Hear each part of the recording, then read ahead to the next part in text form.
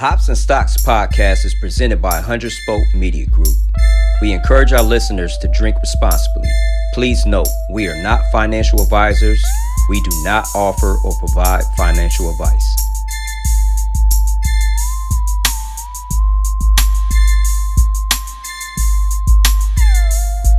I'm Spoke affiliated from the city of gems.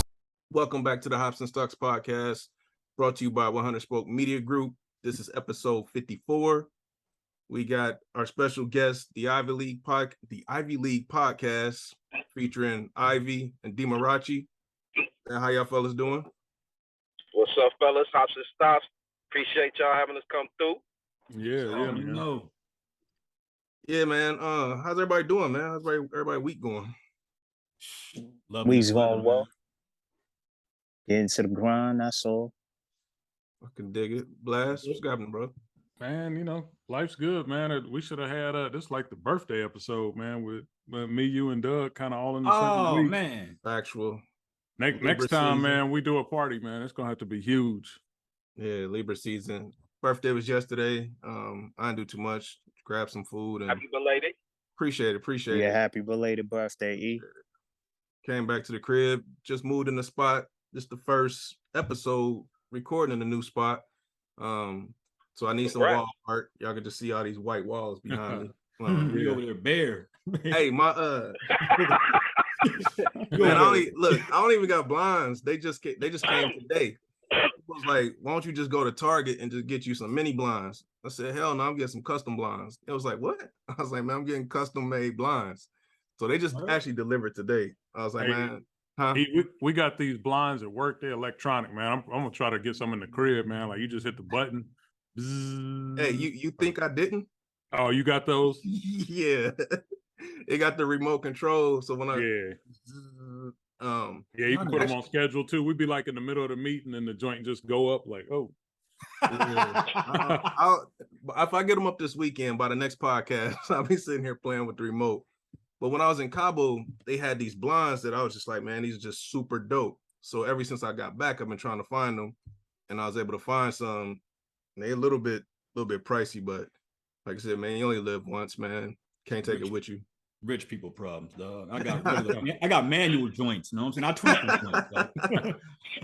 I got curtains beat up.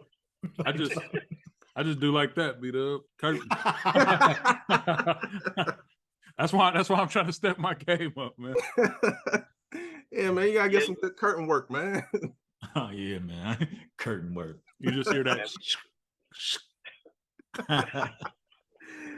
But man, we about to kick it off into this beer review, man. Like I said, my energy is high. First pod in the new spot. I feel like we ain't potted together in a minute. It's been what? I guess 2 weeks, maybe. Yeah, 2 weeks because we was on somebody else's. We was on the Upstate Boys pod previously. So, you know what I'm saying? Let's kick it over. Shout out to them, man. Yeah, shout out to them, man. Thanks. Nice. Drink it, bro. Beat up. Okay. You act like you wasn't prepared. I didn't hear what you said. That's why. Man. I went with something a little different, man. It's called Keep It Crunchy. It's a granola stout. It's out of Cooperstown, New York. Okay. Hall of Fame.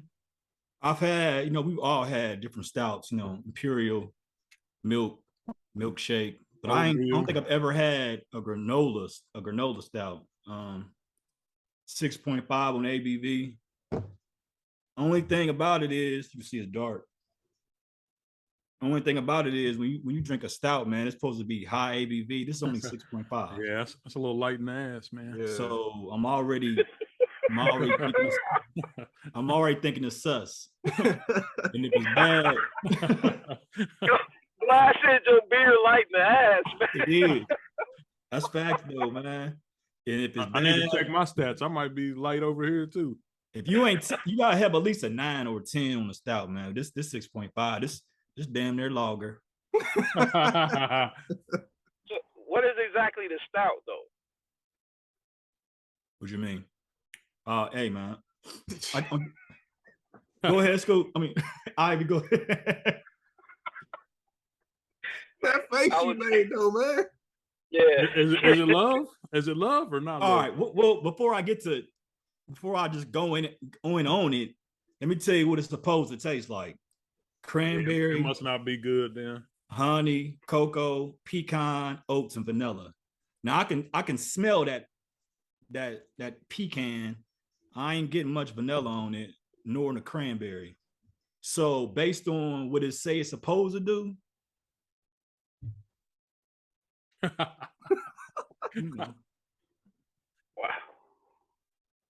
it's not that bad though. That was such a small taste, man. Take a gulp.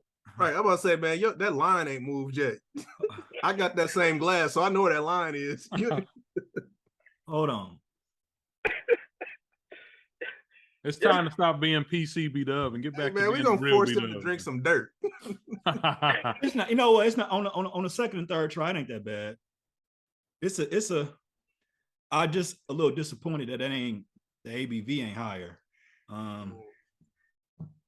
give it 4.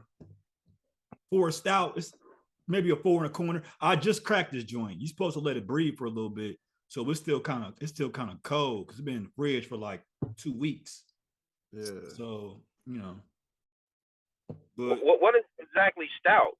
If y'all don't mind me asking. it's just a style of beer. Yeah, style of beer. It's your heavy type beer. So you familiar with Guinness? Yeah. Yeah, so Guinness is a stout. It's just the style of beer and how it's made. It's usually typically them dark chocolate looking colors. It's heavy. Real heavy beers. You get a lot of notes like coffee, vanilla. They do a lot of sweet stuff. You get stuff that tastes like ice cream and all that type of stuff, but it's just a heavier style beer. Yeah. Okay. So this ain't bad. As far as this is my first time having an oatmeal, I prefer like a barrel age. Probably my favorite. School, you probably like a barrel age because this guy like, sometimes they aged in like bourbon. It's a heavier ABV. So this is 6.5. So a barrel age probably like 14%. So you probably dig that. You gonna get introduced to one. See, that's fire right there. Oh, But you opening up some of those? Yeah, like I said, man, it's a special pod for me, man. I got you. You should have let me know. I would have cracked one with you. Yeah. the name of this brew house is Omi Gang. Oh yeah. Okay, yeah, I've had some of their stuff. So this is Cooperstown. Once again, this is Keep It Crunchy Granola Stout. 4 on the ABV. I mean 4 on the ABV. 4 on the rating. 4 on the rating scale. That ain't bad, man. So what you got there, Blaz? All right. I hit my usual spot and B-Dub, I noticed that 16 lots was in the store. And if you remember correctly, homeboy, can't remember his name, but he was telling us they were coming out with a milkshake. Oh yeah. IPA, and me and you were hyped. Now I don't know if this is the one he was talking about, but I picked it up anyway. It's called the Surveyor Series, and it's issue number 1, 7.4 on the ALC. It's got a nice can, purple and gold out there. Oh, yeah. Since I'm the funny reader guy, I guess I'll do what I got to do. It says Surveyor Series number 1 is Lavender, Coconut, Marshmallow, Milkshake IPA. You'll notice a light floral aroma that quickly dissipates after your first sip. Your palate is then inundated with tropical toasted coconut and sweet, creamy vanilla of marshmallow. What the fuck? Yeah, man. And it says it finishes off with a slight edgy bitterness that reminds you that you are indeed drinking an IPA. this man drinking a cream beer. So now that y'all are all a little smarter, let's show you what it looks like. Oh, looks fire. Like a smoothie. Yeah, it's a milkshake style IPA, Scoop. So It's my favorite style of beer. It should go down a little thicker, a little smoother.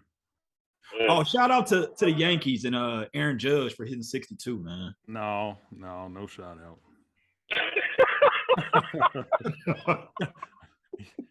They don't need any more shots out, man. Damn, the hate was real.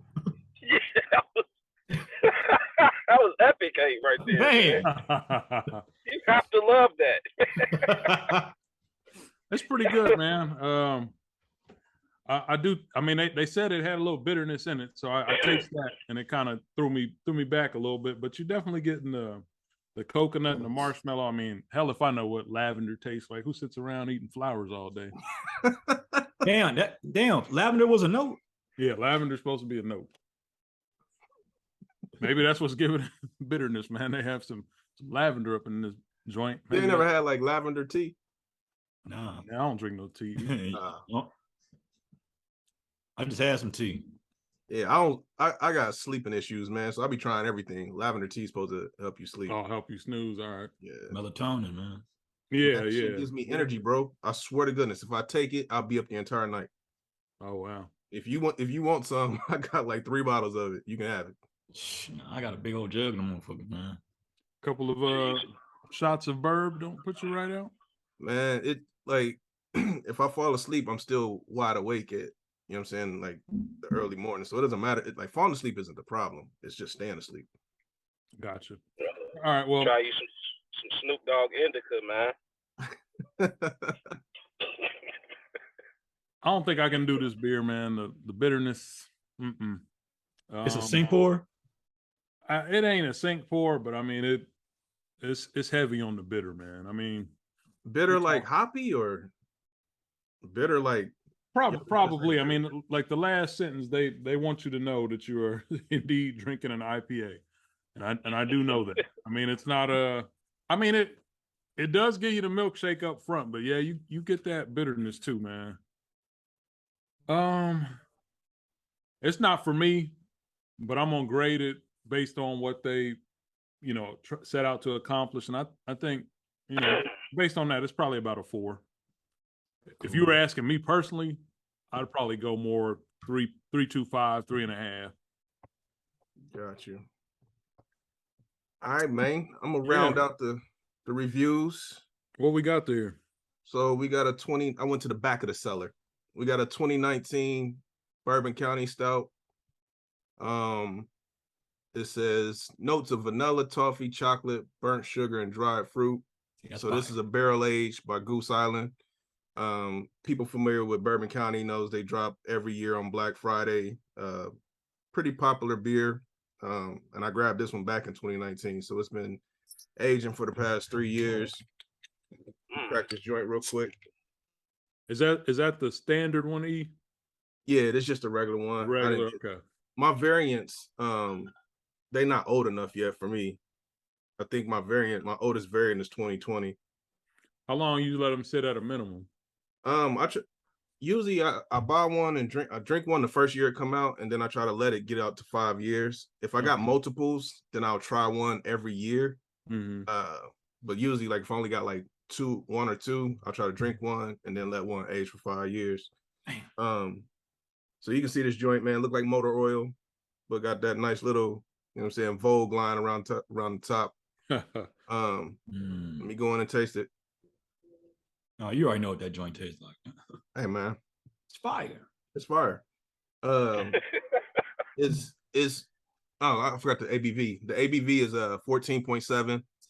So you know you're gonna get booze on the front end.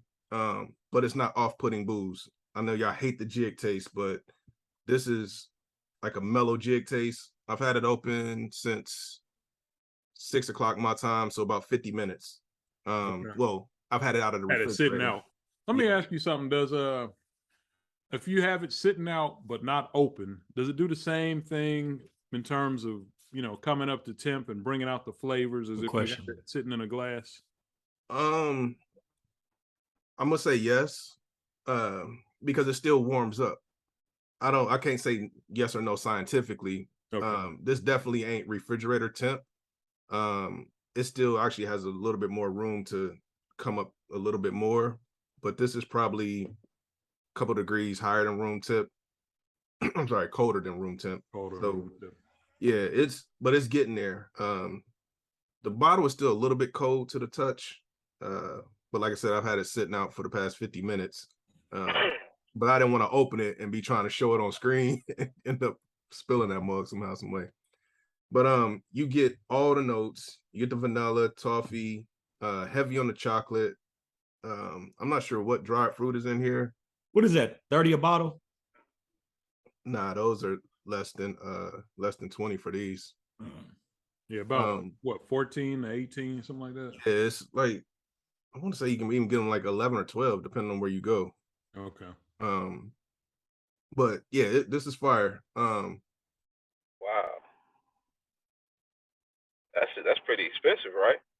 Oh yeah, for a single beer, it's a little bit bigger than it's like 20. It might be 20 ounces. I don't know exactly the ounces on here. I'm gonna get this joint 4.75.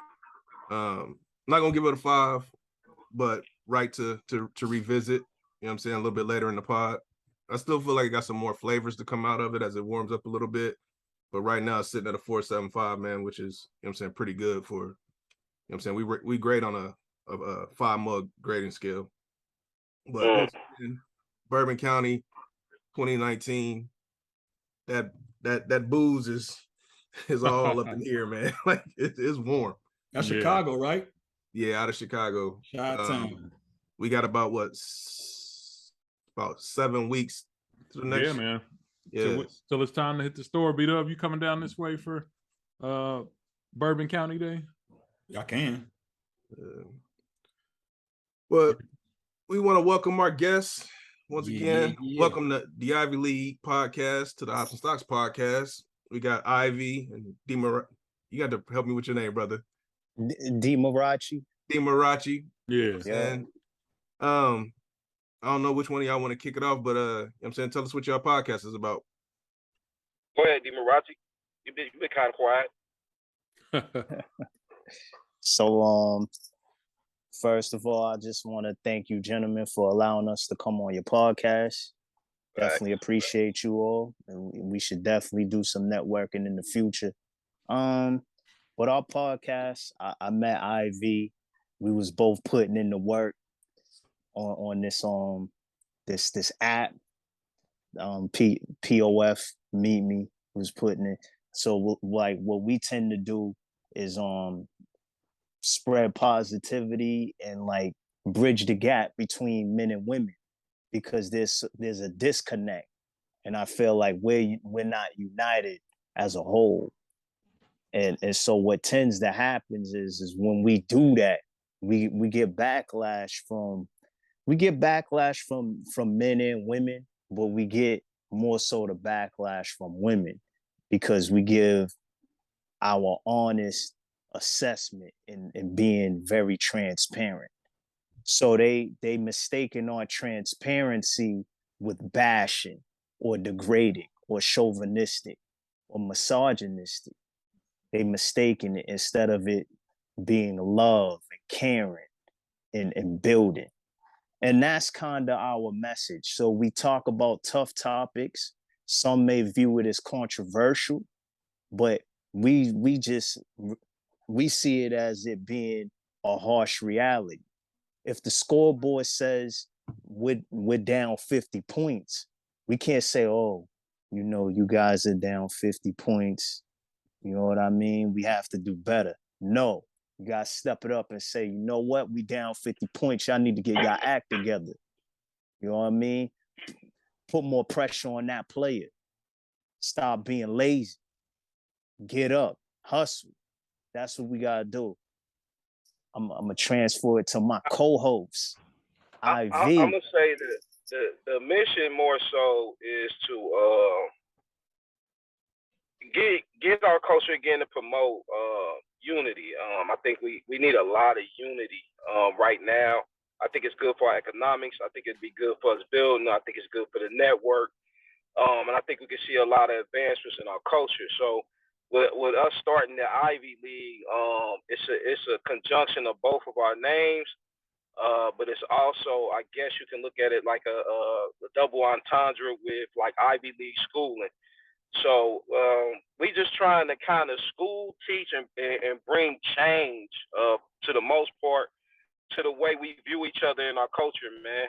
As far as us as brothers, being able to trust each other again, network, build business companies, generational wealth together, and then personally through the relationships of our sisters, being able to have them not look at us in the same light, and us being able to build these relationships back up, man. I don't know if y'all know the statistics or the data, but it's roughly around 63% of black men get married in their lifetime. It's roughly about 25% of black women that get married in their lifetime. That's basically 1 out of 4.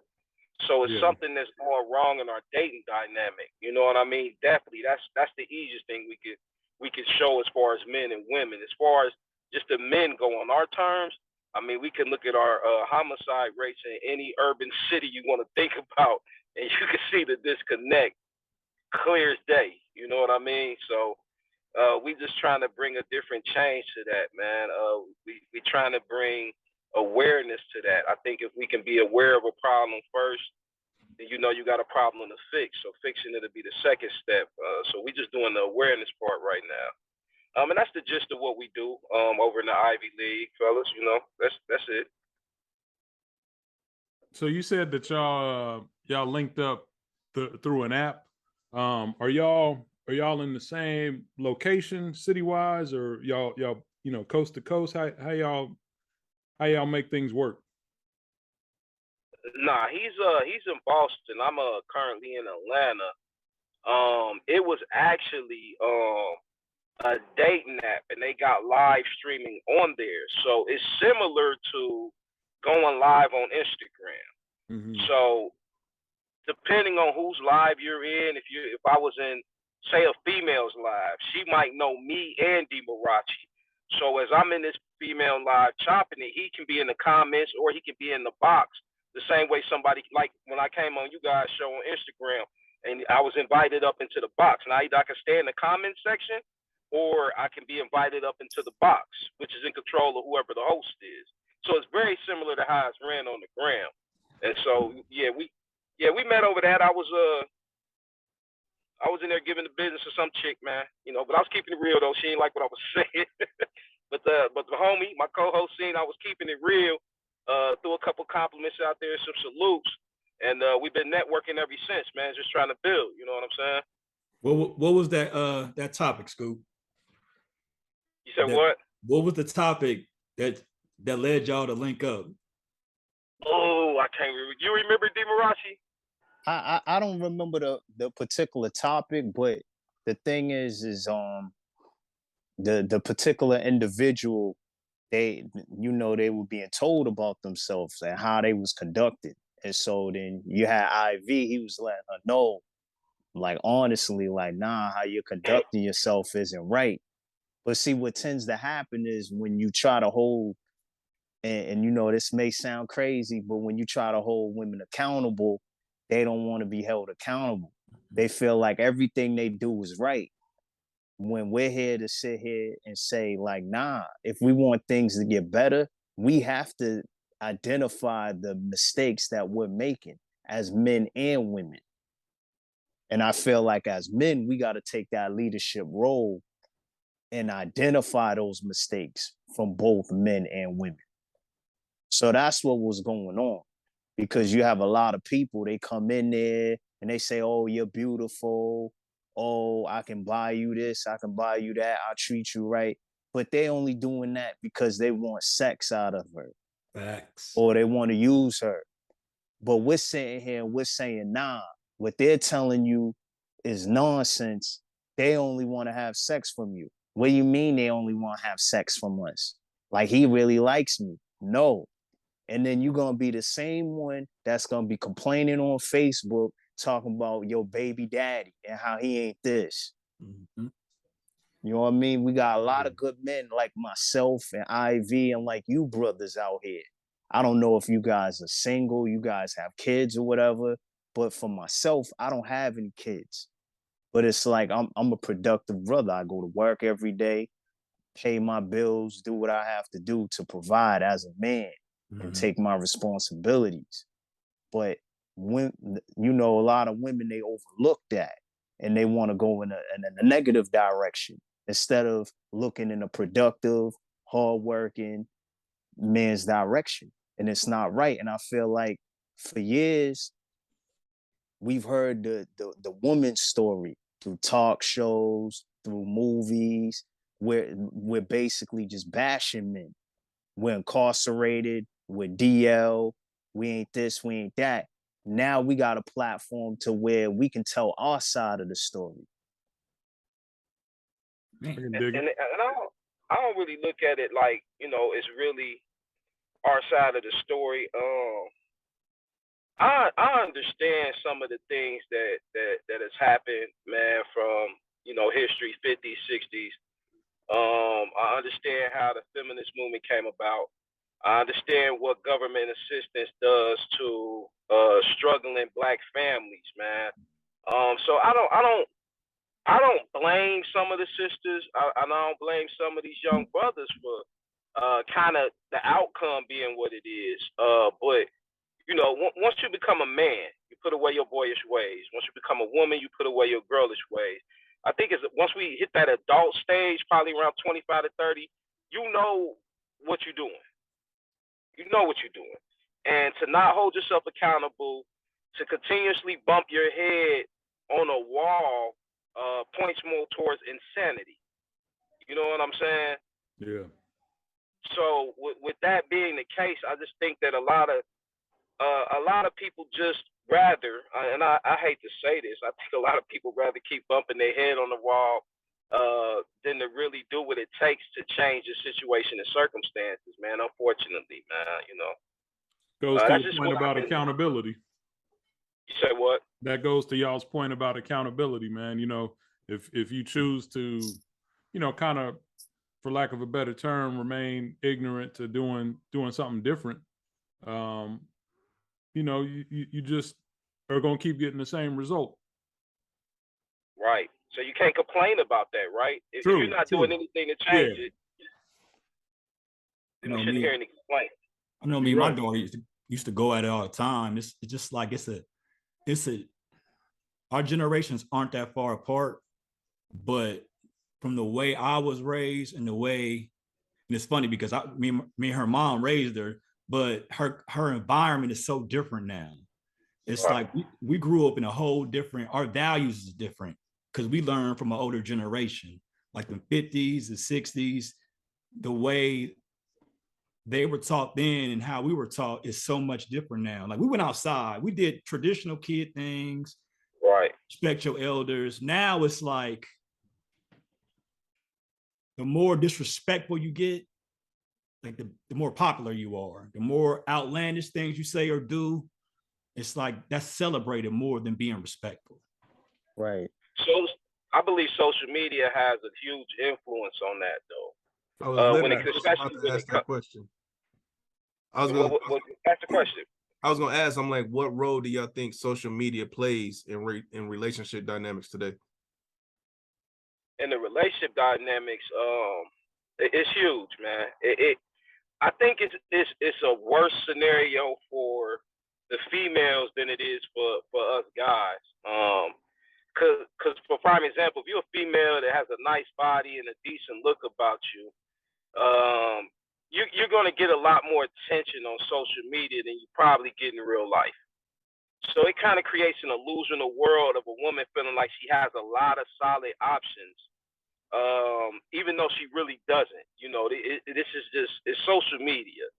I think it has a more harsher impact on the youth, like kids, than it does on us in relationships. I think when it comes to the relationship part, it's mostly just I think a lot of people are killing their insecurities with social media. I don't think it really gives a different result or changes anything, but I think for that insecure person, she seeks the validation of people that she not or he are not in real communication with or don't really know, but they validating everything you do, liking everything you do, commenting, saluting everything you do. I just think it creates illusions for insecure people as far as adults.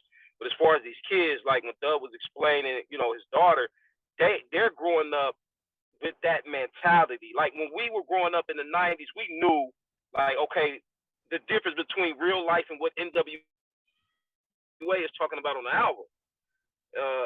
Today, social media has a lot of these youth not knowing the difference. They thinking that social media is really attached to real life. We knew the difference between entertainment and reality. with the social media now and them growing up in that world. We didn't grow up in the social media world. This is kind of something that kind of fell in our laps probably, early 2000s, mid, 2000s, and we kind of just grew into it. Like, probably were standoffish from it at the beginning. I don't know about y'all, but I definitely was. Like, I'm not messing around with the internet. As long as my phone can call down and I can receive a text message or two, that's all I need. I don't care for the internet on my phone, especially when it was first hitting. But now it's different. But for these kids, they're growing up into that. Usually, I don't know about y'all, I date a lot of single mothers, they'll put that phone or a tablet in their kids' hands before they put a book or a toy. Oh yeah. That's you know what I'm saying, though? Like, so they're growing up with the social media world being a part of their lives. So I don't think they know the difference, or there is a difference for them. You know what I'm saying? So I think it has a worse impact on the youth than it does the adults of today, to be honest with you. Right. And some of them, they don't even want to escape that that social media reality. So as long as, again, like what I was saying earlier, they're saying yes, yes, yes, and you're getting a whole bunch of likes, they'll stay in that world. And what me and Ivy has come across is like they really think in this world like they're Jay-Z and Beyonce's when they're really not. Because this world is just consuming them so much, so they're being out of touch of reality. Yeah. Like they have these smartphones. I'm like, they're called smartphones. We have information at our fingertips, but we're utilizing them in the wrong way. We're looking up. We're looking up current. The latest gossip or nonsense, when we should be using this information to try to self-teach ourselves, to try to better ourselves first as a culture. Because right now, everybody on here were brothers. So it's like, something, he may know something, the next person may know something. Why are we not coming together and building? Yeah. That's the whole idea. And we have to do this because there's two. There's men and there's women. So we have to come together if we want this to actually be something. This whole TV shows of people being alternate identities. I mean, Catfish is a whole show about people being somebody who they aren't, and it ain't like they play these roles for a couple months. I watched the show and they've done it for years. Yeah. Many people were destroying lives, man. Perception versus reality. And I know me and Scoop was talking on the phone last week, and we was talking about the state of some of these bigger cities. And we were talking about LA in particular. This is right after P&B got killed. R.I.P. And I'm thinking he's gonna be like, yeah, it's kind of wild, wild west out there, blah, blah, blah. But now my man was like, nah, LA he's never felt, I want to say safe as he ever felt in his life, but he feels safe in that environment. He never had no problem. So if you could speak to that, Scoop, like I know us now being in LA, the perception we get from the social media is that it's everybody just getting gunned down. But yeah, that's not the case. Okay, what's going on in LA is the same things that were going on in LA when we was kids hearing about it before I moved there. Yo, the gang culture out there is off the chain. It's for real, and it's been going on for 50 years out there. So you got parents that, okay, quick sidebar, man. My first chick that I was dealing with intensely out there, she's from South Central. So the first time I go to her granny's house, I'm seeing the pictures of her little brothers on the wall, and one of her little brothers, instead of having on a diaper, he's got a blue rag tied around it. Blue rag, like a diaper. So you got, like, they're born into this. You know what I'm saying? Like, it's a different animal. But they know who's all involved. And if you're not involved, you're considered like a pedestrian, a civilian. You don't get no stripes. Yeah, you don't get no stripes from that. You don't get any cool points. It's actually forbidden. You can get what they call violated or DP for really messing with a civilian if they didn't do anything to disrespect their sets. So other than if you're not in that world, I lived in Compton and South Central, man, before I moved to North Hollywood. And yeah, I might see it, might hear some gunshots, might know of something that went on down the street, but it's involved into that world, not the one I'm in. And they can tell by almost the way you walk and talk that you're not a part of that, man. You know what I'm saying? So for me in LA, and I know how to move the right way. It's just I'm not privileged enough to be doing certain things that we could be considered goofy, like wearing $400,000 worth of jewelry in urban, mostly everybody's on government assisted neighborhood, man. Like that, none of us would like. That's just not the way to move anywhere. So I'm looking like a normal person anyway. So I mean, it was about a 2-year time period. I didn't even have a car out there, especially when I was living in Compton. I didn't even have a car at the time. I'm catching the train right down the street, Compton train station. I never had a motherfucker pull up on me, gang bang on me, talk shit to me. None of that, man. None of that. Never had an issue. So it's really about how you move. And like a lot of those rappers and the things that we hearing about in LA, it's because of the way they move and they stunting. Showing themselves in mansions. They got on $400,000 worth of jewelry. Well, fellas, let's be realistic. If you could show that type of stuff in the 90s when we was younger, it'd have been a lot of that going on too. Mm-hmm. True. I want to back up a little bit because I don't want to get to where I feel like we victim shaming. You know what I'm saying? Because it's still, in my opinion, if I got 400,000 on me, I should be able to be. Once again, you're right. It might be foolish to pop up in an underprivileged neighborhood with 400 on you, but I should be able to do that if I got it.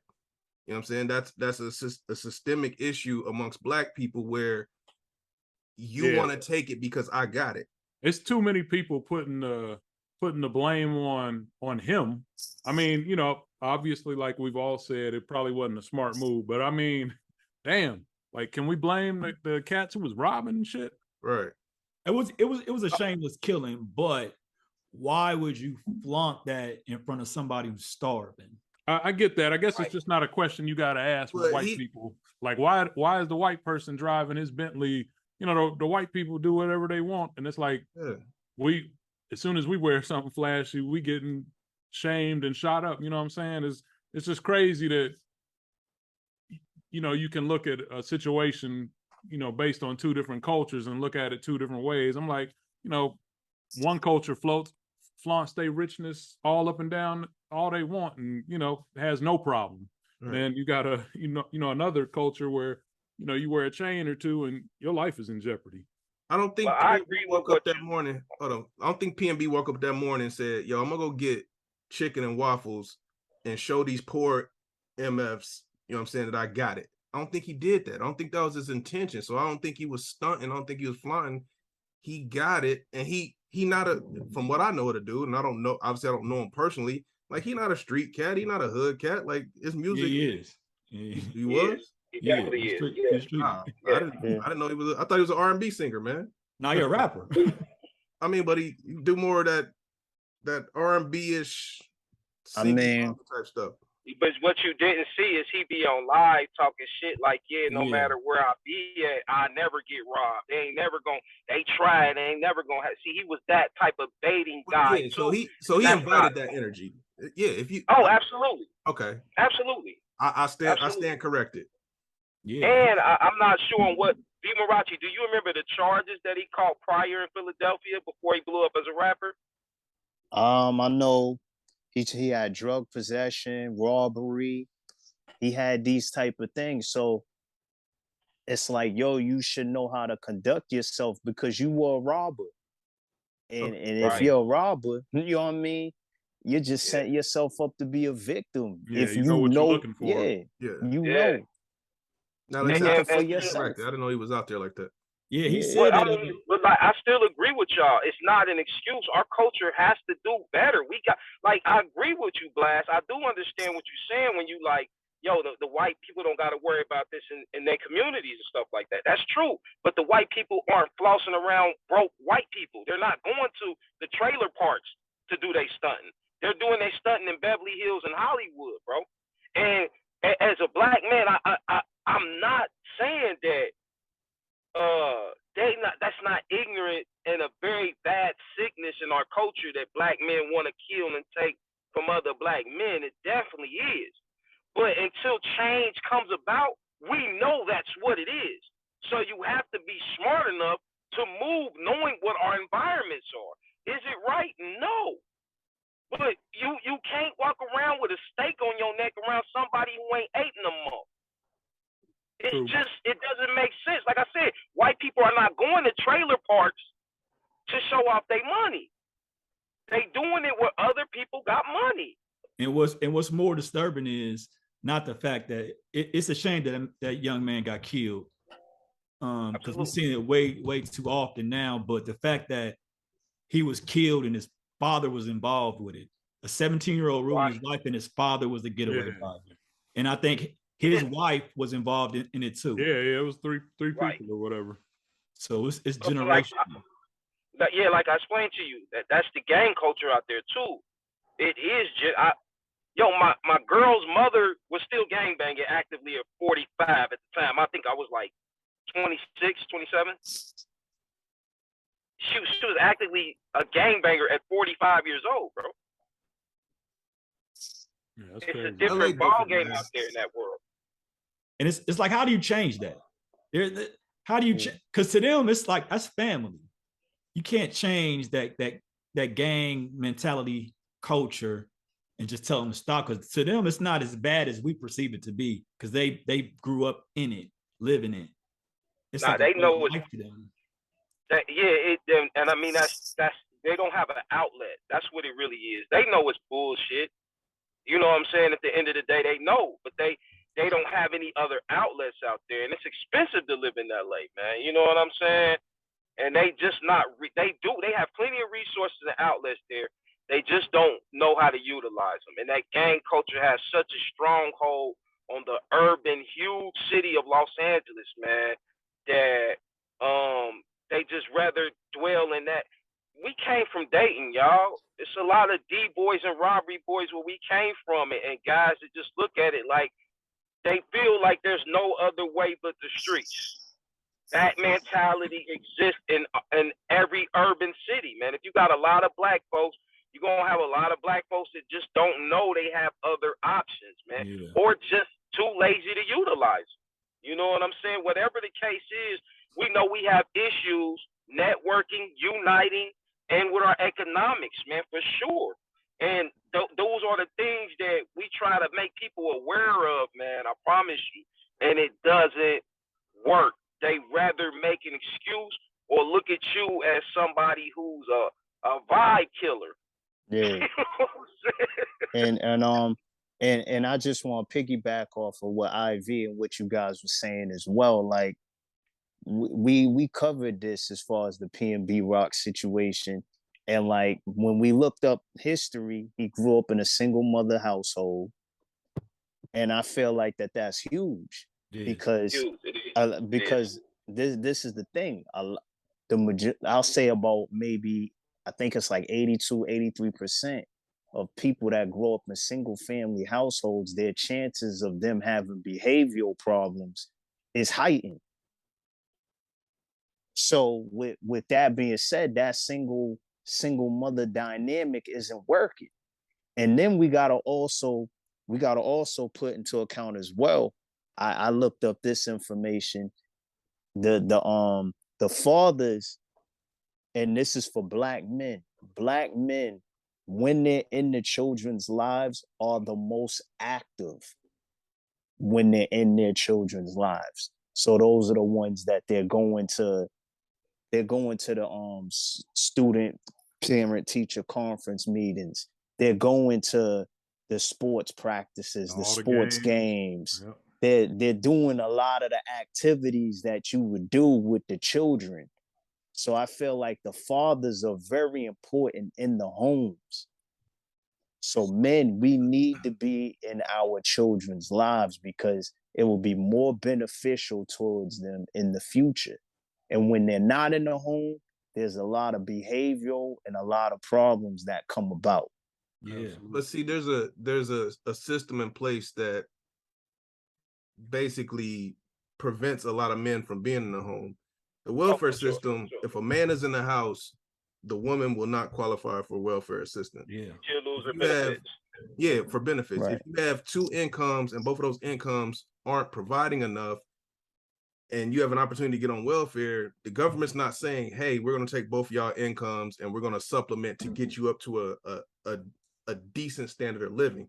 They're saying, well, no, you have a man in the house, so we're not going to help you out. So what it forces that nucleus to do is, for the betterment of the children in that situation, homeboy got to move out. You know what I'm saying? So now he's moved out. So now she's getting, the WIC, the food stamps, and all the benefits just to take care of the kids. You know what I mean? Like they don't, and I don't even think that this is not even a black thing, because majority of welfare recipients are white. Like Facts. You know what I'm saying? So it's that nuclear family, that mother, that father, those kids. The government is not supportive of that when it comes to assistance. It's saying, well, no, we want to break that up, and then we'll help you out. And as a mother and as a father, you're saying, well, I want my kids to be able to eat. We're going to do what we got to do. But if the father is outside of the house, like you said, a son only has his mom to look up to, you know what I'm saying, and look to for guidance. I have two kids. Me and my kids' mom, we never lived under the same roof, but very active in my kids' lives, you know what I'm saying? Which, like you said, all the games, and they know that they can always call and depend on me. You know what I mean? Because I didn't meet my dad till I was 33. You know what I mean? And so I had my first kid when I was 21. And so as a father, like I didn't know what to do as a young father. I just knew what I wanted as a kid that I didn't get. So those are the things that I did as a father for my son at the time. Yeah, it's very important, man. And I think that kind of goes to, what you guys are doing with your show. I think y'all have such a unique topic. I want to go back into how, based on how y'all met, how y'all decided to move forward with, the unity and trying to bring people together. So, if I got it right, it sounds like y'all met together chasing somebody on OnlyFans, and then y'all. I don't think it was OnlyFans. Hey, they was on. Real smooth sneak this blast. I hear you. Blast said they was watching Smut together. but for real, man, how did y'all determine this was the direction y'all was gonna go? Like I said, I think it's a unique direction that y'all have taken y'all's primary purpose of the show. And so we were watching her bust it open, and then nah, man. It ain't nothing like that, man. Like I said, it's live streaming. So, okay, if you see somebody in somebody else's stream, I'm messing with you, Scoop, man. I was just trying to bring a little funny to the show, man. I know y'all wasn't on OnlyFans or whatever some of those adult sites y'all like to. Yo, man, chill out, bro. Is it almost like Clubhouse, Scoop? Nah, Plenty of Fish is the old school. Nah. Oh yeah, you did say Plenty of Fish. Yeah, he said POF. Right. But okay, so they changed it though. It has live streaming, so I would say it's better than Clubhouse, because Clubhouse is all audio. Okay, the live stream they got on POF, that you can't catfish no more, none of that. It's all visual, like we doing right now. Okay. This is exactly like what we doing right now. So and we are not on Plenty of Fish. This is the Hops and Stocks podcast. Facts. Yeah. On OnlyFans only. Sponsored by. Hey, you wild, man. Busted Open Entertainment. All right, my bad, man. Go ahead. The internet makes the world so small, man. It makes it small. Dude, that's a fact. Yeah, that's crazy how y'all could connect like that, man. So basically, yeah, how we met. Well, he explained how we met, but so we would. So then we would host our own live streams. Like he would host it, I would host it, And so then we would talk about topics like how we would talk about P&B rock, and we would want to hear people's initial opinion or reaction towards it and get their opinion. But it's not just talking about just the killing aspect of it. We want to give a deeper message, like what we was digging into today. Like as far as like he had a history, he should have known better. He grew up in a single parent household, how it may have had an effect on him. And then we stress that, you know, the foundation, you need a 2-parent household and to raise that kid together. And both parents have to be physically present in that kid's life. That gives them the best chance and the best opportunity. Yeah. Not saying that, you know, co-parenting wouldn't help, or single parent. We know that there's situations to where that kid has turned out all right. But in an ideal situation, you will want a household that contains 2 parents, which is a mother and a father. So that's the idea. We're promoting unity. So we were like-minded in the situation when it comes to that. And we would tackle different topics. But the audience that we've came across is what we would call the dumpster or the trash. Like all they want to do is just want to do is bottom feed and focus on negativity and not actually build. So IV, he said, yo, I can't go through this anymore, bro. Yo, we need to do a podcast so we can reach a much more broader audience to bring us to more like-minded people. And so then, yo, me and IV, we've been tied in like this, and like we're headed to the top, man. Yeah. So what's first of all, how long have y'all, you know, been doing this? And then what's next for the Ivy League? What do y'all see going forward? Besides more live only fans now. I'm just messing with y'all. I'm just messing with y'all, Scoop. Yo. Brought to you by Busted Open Entertainment. Y'all retarded, man. Yo, let me clear that up. Yo, I did not meet IV on an OnlyFans. Yo, Bro, I mean, but yo, shout out to that, y'all. Man. Yeah, But, no, for real, what's next for y'all, man? Yeah, so I mean, what's next for us is dealing out more content, focusing on building wealth, legacy, things that should be important to us in life. Yep. Those are the things, because I feel that life consists of 3 different things or aspects of life. So you have your personal, your physical, your business. Those are the 3 important areas of your life. Right now, we're just dealing with the personal, because in order for you to tackle the thing business, you gotta have a good personal life. So personal, again, and in this conversation, it deals with men and women. And I feel like in order for us to build, we gotta help one another. Women, they have to support us, and we have to be the providers, the leaders, and the protectors of them. So just more content. What's up? Like, what's that, Scoop? Oh my God, man, they from Dayton, man. They love cracking jokes. Yo, when I first, this is what we do, man. We crack jokes, man. As soon as I came in, I was talking about Blast Al Bundy shirt, man. It's just what we do, you know. Don't take it, you know. They know we don't know. They know that, bro. I came across one of y'all YouTube vids, and like I think y'all had tagged Kevin Samuels, RIP to him. And this was post him passing.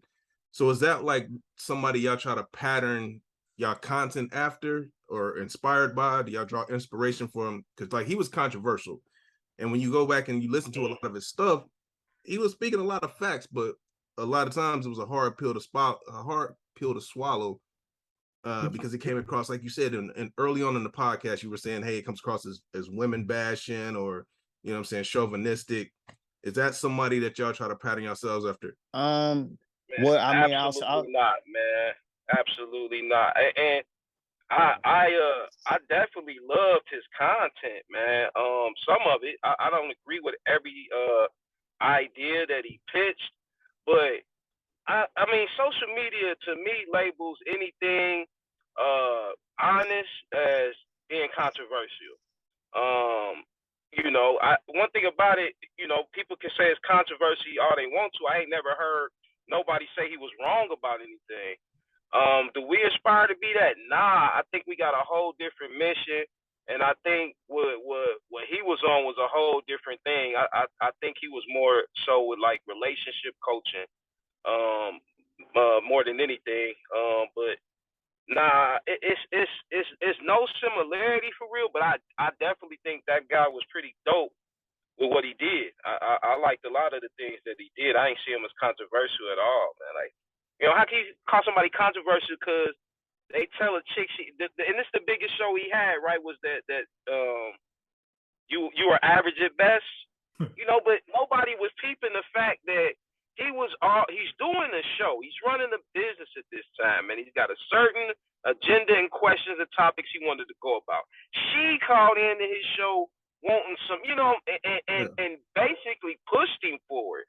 So like I look at things for what they really are. I seen that from the first time I seen the video, and it kind of in my mind I was like, well, shit, she deserved whatever come next after this.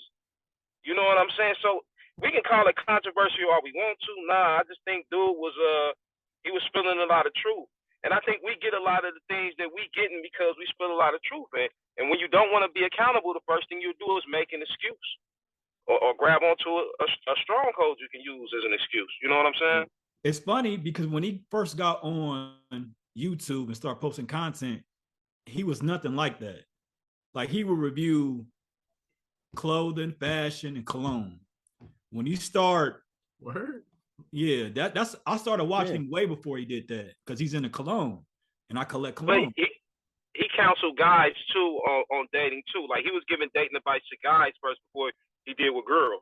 He said he used to stand outside of like well-known establishments, and that's how he would get some of his clients, a lot of his clients. So he went from that space to what he morphed into before he passed. And I don't know what kind of space that was. It was almost like these women was a glutton for punishment because he was just dog walking them every week. And his streams and his views just they blew up. They just ran up. Went up, yeah. You never know what's going to take you to the top, man.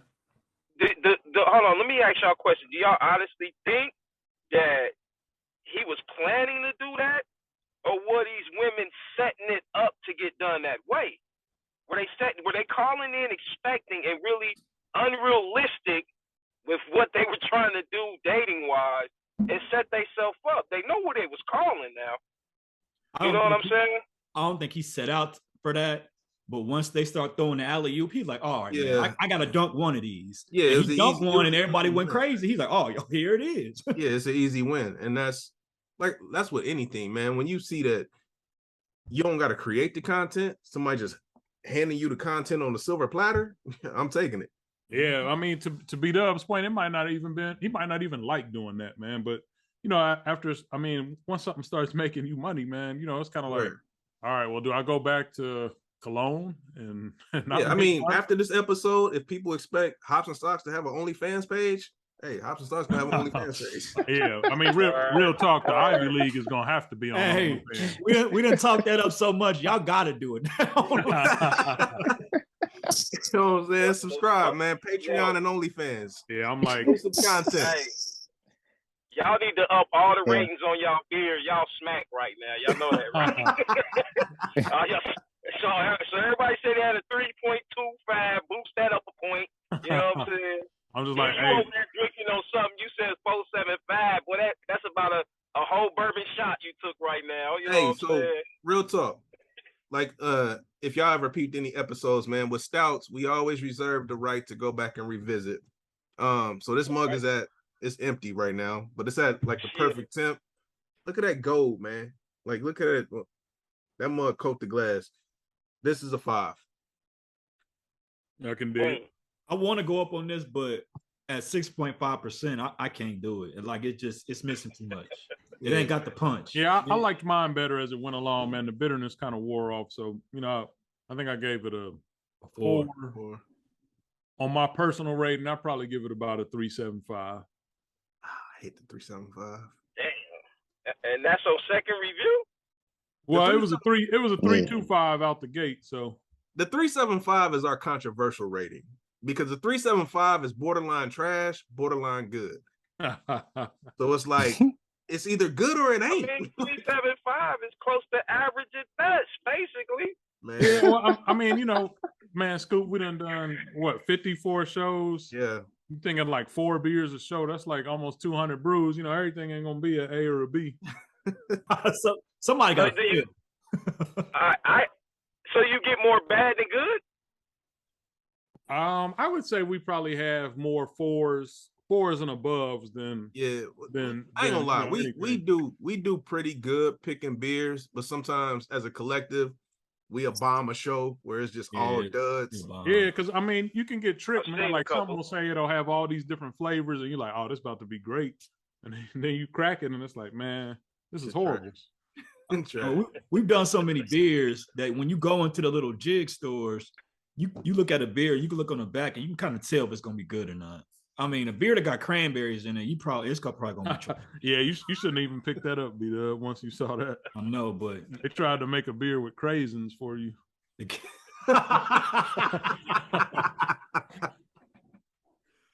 can was low-key fire, so I was like, oh, I got you. Let me try it. Hey man, before we wrap up and get out of here, man, I wanted y'all to give y'all the opportunity to you know what I'm saying, shout out y'all socials. Where can people check for the Ivy League? You know what I'm saying? I know y'all on YouTube for sure because I've watched an episode or two on there. But Instagram, any social medias that y'all want to shout out? So subscribe to the Ivy League. So on YouTube, that's D apostrophe IV. So that's IVY League. That's on YouTube, and then on Instagram is D _ IVIVY _ league. That's on Instagram, and I just want to say thank y'all for letting us come on the show. Oh, yeah. And we just got more shows coming, man. Thank y'all for coming on, man. We appreciate y'all. Yeah, appreciate it. And I know Ivy, man, like I always see you checking out, so you know what I'm saying, like the Hunter Spoke account and the Hops and Stock. So appreciate the support, man. I know you didn't like my take about Jay-Z rapping for 4 minutes, and I thought it was trash. It wasn't trash, man. That's chill out, bro. I'm joking. I never said it was trash, but it was a long debate amongst our text group about that verse. You know what I'm saying? I think it wasn't his best. It wasn't on one of the. I agree with that. Yeah, I agree with you. It wasn't his best, man. I mean, it was just. It wasn't his best. But for y'all to say that he had the worst verse on there, nobody said that. No. Well, I mean, Glass said that. I still prefer Wayne and Ross over Jay-Z's verse. See, he had the worst verse. That doesn't mean worse. I mean, you're using the language the worst. Ross definitely had the worst verse on there. No sure. way, Nah, man. Ross' verse was the worst. And I don't even like Ross. Wayne said so much in that 16. I can see why people can put it to, but it's hard to ever say somebody can outflow somebody who raps for 4 minutes and you rap the basic 16 bars. It's just like logically as hip hop heads, man, come on, let's be 100. There's no way nobody can have a better verse because he had the opportunity to say way more. So you can't really say that was my argument. Yeah, but I mean, if you don't do what you're supposed to in them 4 minutes. Come on, let's be honest. He said a lot in them 4 minutes, man. You know what I'm saying? I mean, he said the same stuff. He said the same stuff he always says. We've heard it before. We've heard all of them before say the same shit. Every last one of them rappers have said the same. I don't want to rehash the argument because it's not even an argument to be had. I mean, he spit. You know what I'm saying? God body. You know what I'm saying? He spit. It just like I'm a proponent of, man, don't jump off the bridge when you heard a man be great. That's always been great. Like Jay has always been great. He has always given you bar after bar after bar. You know what I'm saying? So when he does it, I'm not shocked by it. You know what I mean? Like, that's what Jay-Z does. Like, but his content was the same content he's always spit. He just did it for a longer period of time. That was my synopsis. Never said he was trash, Dub. I never said he was trash.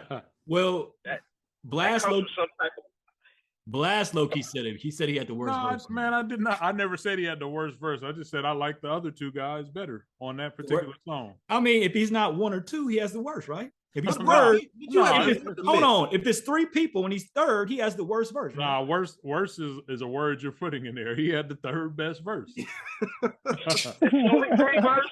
What? I mean, when you have a race, they don't be like bronze was the worst. They be like you was bronze. Bronze is the worst. Bronze is the worst. 8 horses on the track, man. There's 8 horses on the track. So actually, if you get third, you better than 5. But what I think what Blast is saying is kind of what I'm saying. I haven't heard Wayne like that in years. So to hear Wayne like that was refreshing. Ross is, in my opinion, Ross is always consistent, but he did elevate. I felt like he elevated himself on that. I mean, whenever I hear Ross with like Jay-Z or Nas, he always ups his game. I guess he feels he has to because, you know, if you're gonna be on the same song with those dudes, you better not bomb it. Yeah, Ross has said that. He says when he gets on tracks with guys that he looks up to, he says that he ups his game. He said that in interviews. I mean, Ross can rap. You know what I mean? He's not lyrical, but Ross can rap. Yeah, but he didn't say shit in that song. I know, that's what I'm saying. Ross takes the same nothing. Ross takes the same rap and just shakes him up and then spits another verse. I'm gonna put y'all on the spot. Give me one line that Jay-Z, give me a bar from that song that Jay-Z said that you remember.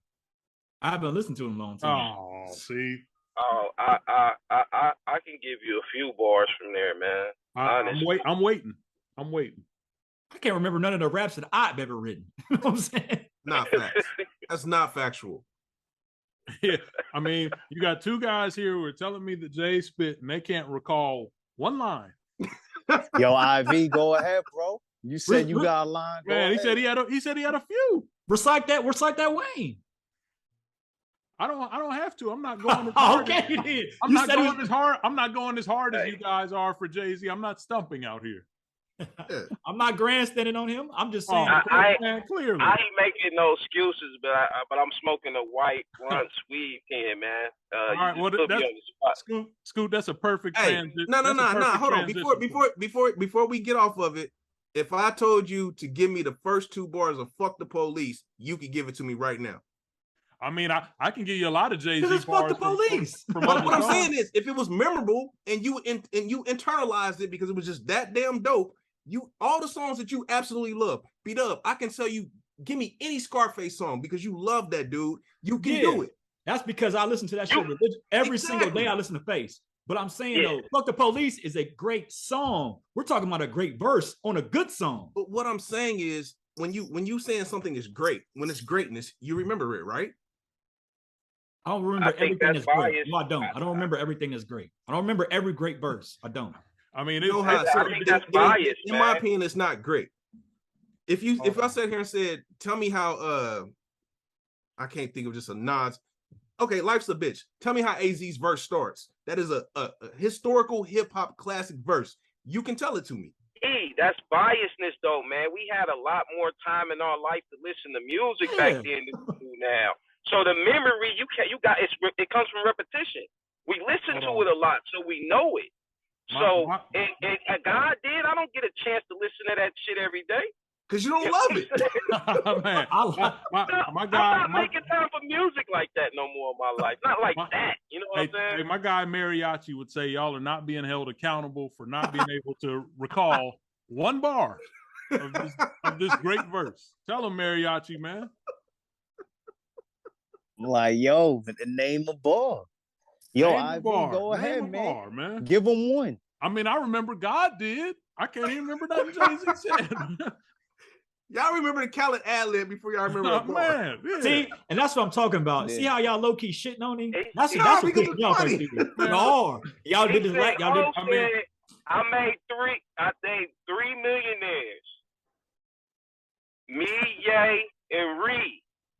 And bronze and rock board, so 4 technically. There's a bar for you right there, man.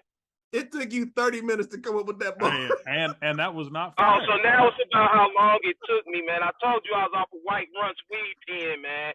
I'm 42 years old, man. You know what I'm saying? Hey, Scoot, let me transition. You know, I told you I was going to ask you this before we get out of here. Since you're talking about smoking. Oh, shit. There's some sort of story floating around about you, Snoop Dogg, and maybe the Bishop. If we could get a little bit of that before we get Bishop out of here. Don Juan? Yeah, man. Yeah, man. Yo, yeah, for real. So, hold on. I'm in the introduce this real quick. It's story time with Scoop. Go ahead. Story time with Scoop, man. yeah, you got the theme music and all, huh? All right, so listen, man. I'm with this guy named Kerry Lee, man. He's from the city too, but he's been living out in LA for a minute and had like some casting gigs in the early '90s of like Martin and shit, and he was actually the driver for like about 3 or 4 months for Dre when he was on house arrest. Okay. You know what I'm saying? So he'd go make runs and shit, and then when he was able to go leave the crib and go to certain studios or certain shit, he would drive for him. Anyway, when I get out there, he's just doing a lot of partying and getting gigs very seldom. So he takes me to this party, and Snoop has like a VIP section. It's like in a corner of this club, and it's got like curtains around it. So we go into that section, and as soon as we get in there, like as soon as we get around the curtains, Snoop standing there, and Kerry Lee is the type of guy that just goes up to whoever he knows or has some type of connection or something with immediately. So boom, he's going right to Snoop. I'm with this guy, so I gotta go right with him. You know what I'm saying? So I go. And he's saying whatever he's saying to Snoop. I ain't really, getting to hear too much. And then he introduces me. He's like, yo, man, this is my guy, Ivy, man. He about a dating, man. He do music too, man. Snoop, you should see if y'all can link up and do something, man. Y'all both do music. And Snoop like, oh, okay, you do music? I'm like, yeah. He's like, hey, cuz, can you roll weed? I'm like, yeah, nigga. You know what I'm saying? Like, yeah. And And he gives me an ounce of weed. He got some papers in it, some top papers. And he like, hey, roll up a joint for me real quick, cuz. Now, I'm a little rough around the edges at this time. I just got through a little, long little situation that had me a little rough at the moment. So I didn't know how to take this. I kind of took it as disrespect. He just flunking me off. We didn't say nothing about music or whatever. So I'm kind of just rolling this joint like, well, all right, well, the best benefit of this is I get to say I tasted some Snoop weed. Like, let me see what this guy's smoking on, man. So I rolled a joint. As I light it up, my little brother's with me, by the way. My brother Yo, shout out to Yo. Shout out to Yo. Yeah, and he in a little situation at the time, so he couldn't smoke, but he wanted to bad. He's debating it. So as I'm hitting this J, I'm talking to him and trying to almost peer pressure him into hitting it, but he don't. Don Magic Juan is sitting at the same couch I sat down to roll this joint at. It's an L-shaped couch. He's sitting at the other end. There's a couple of ladies in between us or whatever. And I hear him kind of lean over and say to me like, hey, let me hit that joint, young blood. And I'm like, oh, yeah, this Don Magic Juan. I'm like, there's some females right here, too. It's a player move. No doubt. So as I'm trying to pass it over to him, one of the little females reach out. She grab it. She hit it a couple times, and she passed it to Don Magic Juan. Now, usually if this was me and my shit, I wouldn't have kept my eye on it. But I'm keeping my eye on it because it's Snoop's. You know what I'm saying? So I'm kind of like, hey, yo, I got to, get this joint over to him. What throws me off on this whole situation, how it ends the way it is because when Don Magic Juan gets the joint, bro, he smokes it up his nose.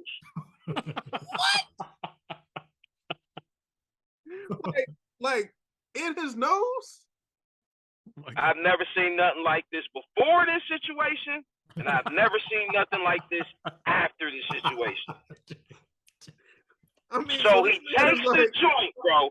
He takes the joint, put it in this nostril, closes this nostril, and blows the smoke out his mouth. I'm utterly disgusted, man. Like, bro, don't pass that nowhere back Got it. So I'm reaching in my pockets, just seeing what else I got. I don't know what I did with this man's joint papers, but I found a box of swishers in my pocket, man. I pull out and get to rolling up a blunt. And Carrie Lee come grab me like, yo, I got somebody else to introduce you to. So we end up leaving from that section altogether. I'm leave the club, we leave that night, and I realize by the time we get in the car, because we all smelling some pretty good, decent weed in the car. And didn't nobody think we had none. So everybody like, man, who got weed? I smell it, man, let's smoke.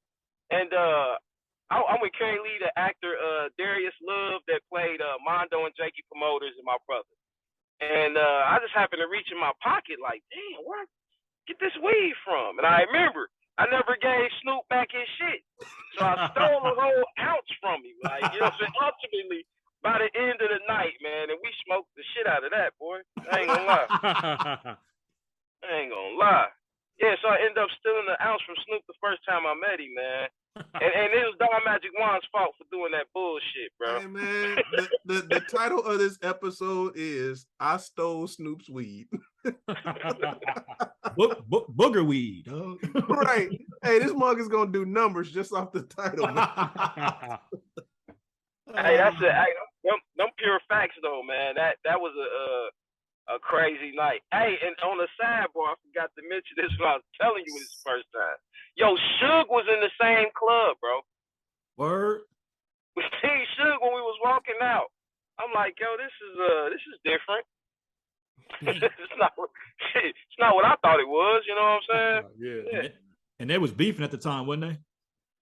I believe so. I definitely believe so. It's like 2009 is 2010. Oh yeah, they definitely beefing.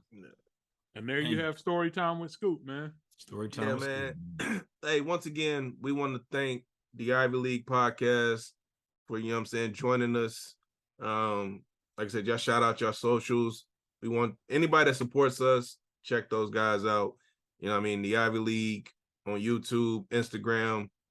We are Hops and Stocks signing out, episode 54. We out. Peace and and love, love. y'all. You know what I mean? Be a shell of a man if we ever depart.